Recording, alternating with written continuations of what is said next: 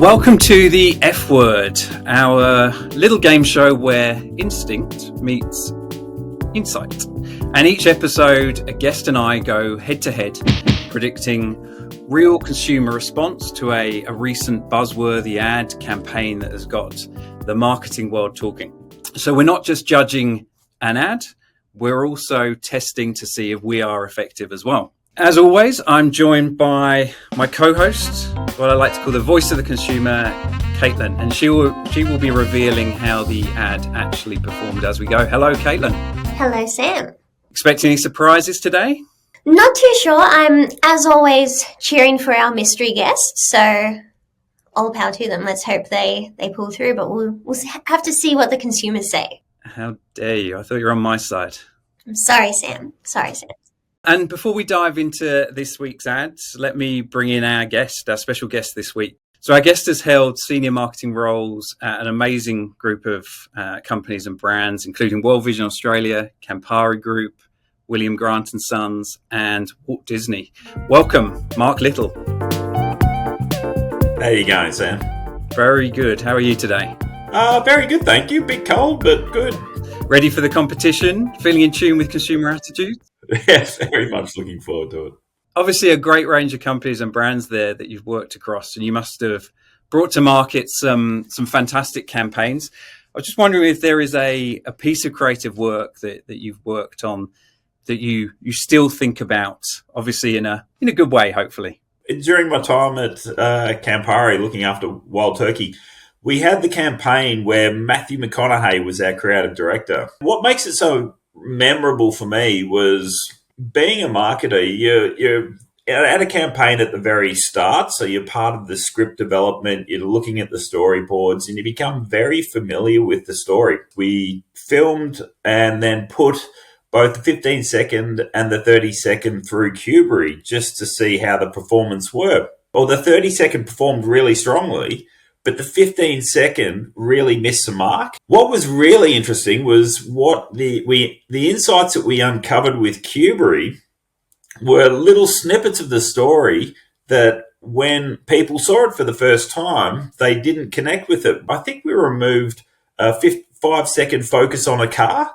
and made the story flow from the insights that we got. And then when we put it back through testing, it performed on par with the 30-second. And then we were really confident in putting it in the market, and it helped us grow the brand quite significantly. Some fantastic campaigns over the years with Matthew McConaughey. Feeling confident for the guessing game today? Oh, looking forward to it. Looking forward to it. So let's look at the ad that we have chosen and that we have shown to consumers. So Australian employment brand Seek is our campaign for this episode. And what they've done with this new campaign that has come out in the past month is essentially showing that every Aussie can find their best job. So they've created a campaign where there's fantasy characters they're all familiar with, including Dorothy, the Tooth Fairy, and the ad that we've looked at here featuring Tarzan using Seek to find their perfect job. And just a reminder on how we're judging these ads in terms of effectiveness. The F-Word and what we look at for evaluating success is all about the core job of advertising, which is mental availability. If you don't have that, then anything afterwards is going to be a struggle. So when we're looking at mental availability, it comes down to two key elements. Emotion, is it enjoyable? Is it high energy? Is it moving? Is it original and distinctive? Is it going to get noticed? And then that all important thing of branding and brand linkage. So let the games begin. Caitlin, over to you. Just a quick reminder on our scoring and how we play. Yes, so what our two participants will be doing is guessing from 1 to 5, low to high, in terms of how they think this ad performed against our broader database. Now, they'll be rating these across likability, magnetism, attribution, and fit, which all feed into brand memorability, which Sam just touched on. We'll be awarding 3 points for a correct guess, 1 point for a guess that's just one level off, and unfortunately no points for incorrect guesses. So there are 24 points up for grabs today. All clear? All clear. Perfect. Here we go. Round one. So we'll kick off with emotional response, and a reminder on the two metrics here very quickly. Likability is essentially the level of emotional positivity. Are people feeling that they enjoy it? Do they like it generally? And that's important, but being likable doesn't always mean you're going to grab attention, which is why we look at magnetism as well, which essentially is a scale of the level of emotional arousal. So are people finding it unique, distinctive? Is it potentially annoying, irritating? So those two key metrics deliver that emotional response and the ability to captivate. So what do you think, Mark? How does this ad fare? I thought it was a really good ad, and I thought that the use of humour in this ad was really strong. The juxtaposition of the absurdist humour of having Tarzan working in a corporate office was very relatable, and it was in a position that we've all kind of been with when you're talking with a mate who's looking for a job. I thought they captured that well, and then the juxtaposition of like the hyper masculine Tarzan versus your everyday office worker really added to the humour. So I would rate this really quite high on terms of emotional positivity. I'd be in terms of likability, I'd be going a 4 here. Excellent. You have many friends that look like Tarzan, Mark? Yeah, or just myself, really. Yeah. I was thinking that's why we chose this one for you. And I might just get you to go into the magnetism as well, just to complete the picture there. Yeah, so with the magnetism, that was also the use of a humour. It's essentially it's a one-line joke, and that's the beauty that I love behind this campaign is it's a joke that you can keep telling. You get the joke straight away, so the way that the two characters related to each other, I thought that was really well done with small snippets of humour to keep you involved with the advertisement to the end. So again, I would also give this quite high. Position it around the 4 as well. I think I would echo, whichever word we want, lots of your sentiment there. I think that if we think about successful, strong, effective advertising, particularly with the emotional side, storytelling and humour, absolutely fantastic ways to get that emotional response. So I think from that perspective, the interaction between the characters, the bizarreness of it will definitely deliver a lot of emotion. My one concern is maybe it's a bit confusing, and that might hold some people back on how much how much it resonates with them. So in terms of likability, I think it's funny. I think there's a bit of a story. I think it's there. I would go with a 3 though, because I think a few people may just be like, why is this happening? Why is this guy in a lift? In terms of magnetism, because of that story, because of the fact it is quite, I wouldn't say confronting, but it's like, what is going on? I think it's actually quite strong on magnetism. So I'm going to go with a 4. And I think some of that confusion that some people may feel may evoke a little bit of irritation and annoyance. But again, that can be a positive thing in terms of delivering magnetism. So we're not too far off. I think just a little bit less likable. Caitlin, what do the people say? So, some interesting thoughts there. Mark, you were pretty on the mark. As you both touched on, obviously this ad was quite humorous. I think something key that you touched on, Mark, that really did help boost that likability was that it did still feel quite relatable. Yes, it was this bizarre, absurd storyline, but people really could still relate back to that chat they're having with a friend while they're looking for a job. And as we can see, that juxtaposition coming out, so people enjoying that this traditional suit office worker talking to Tarzan there. Now, Sam, you touched on the kind of potential for irritation or confusion to come through. There was a slight disconnect there, but I think overall people just found this quite unique.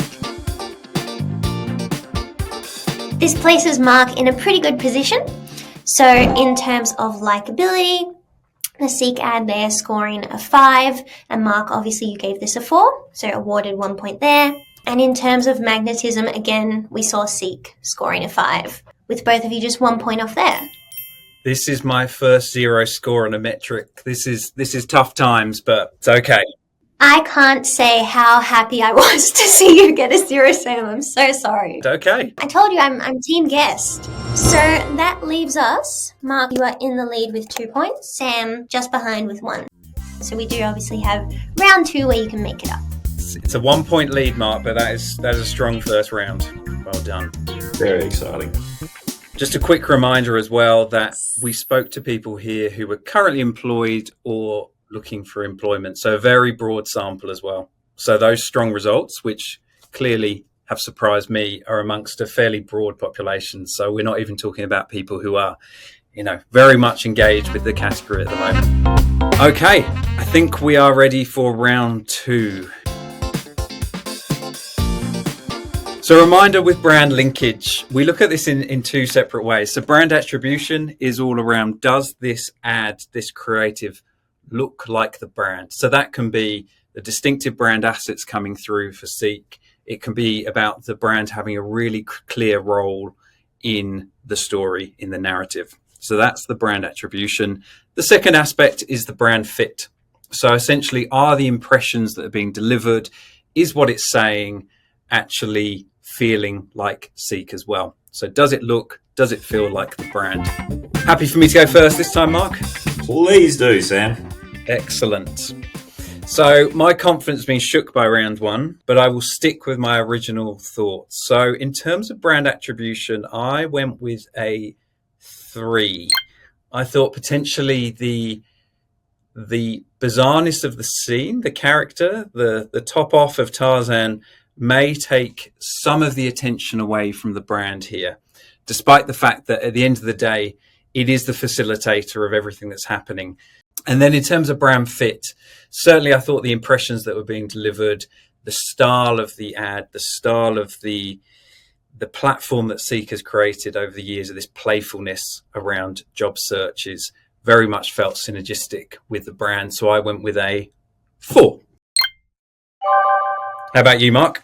Yeah, great. I've got an interesting thing here. I can tell what I really want, or just match your score and take the win. But no, I would agree with you. I found that when you're watching the ad, it's only at the end that you understand that it is Seek, because there isn't the brand logo or the brand presence in there in terms of the brand attribution. However, at the end, the jump up of Seek and also the sonic logo, the sound effect, which is very synonymous for me with Seek, is there as well. So I would give that a 3 to a 4. To make it interesting, I'll pop it over to the 4 to make it a bit competitive. You want to win well, Mark. Win well.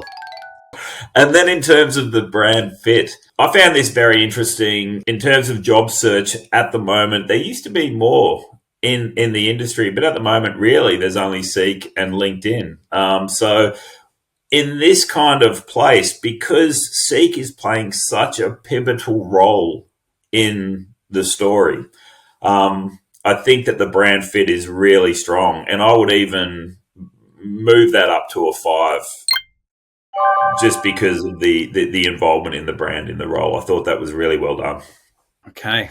This could be a big... Caitlin's already smiling. I think you might have got this, Mark. I don't know, Sam. Let's see how we go. No, some interesting points made, and consumers' thought on attribution, we saw it sit at a 4, and with brand fit, it was actually a 3.